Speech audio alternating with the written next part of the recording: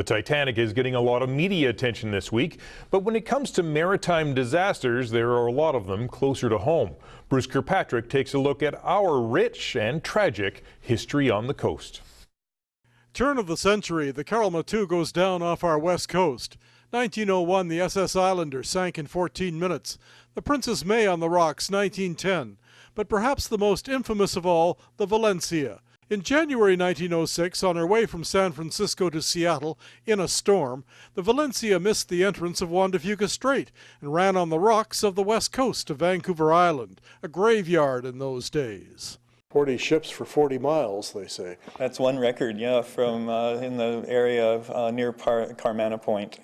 In the research library of the Maritime Museum of British Columbia, Kyler Page digs out pictures of some of the Valencia survivors, very few.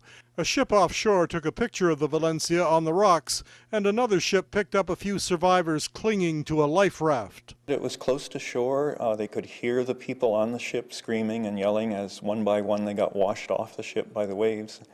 And it went on for 2 days. Chief Freight Clerk Frank Lean wrote, "Screams of women and children mingled with the shrieking of the wind and the roar of the breakers. Only 12 made it to shore, and 3 were washed away after landing. Some report this area off the west coast is underwater home to as many as 484 wrecks."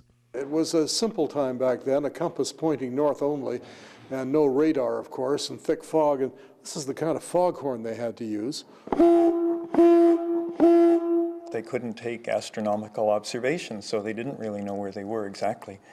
The tides and the currents were really quite vigorous out there at the end of Vancouver Island, and the captain was not exactly sure of where he was. All that is left of the Valencia is the name on lifeboat number 5 at the BC Maritime Museum, and a memorial in Seattle honoring the unknown dead.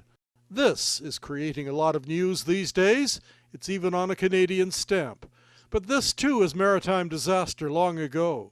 And today, in large part because of the wreck of the Valencia, the West Coast Life-Saving Trail has been established, mostly for hikers, but for calls of help as well.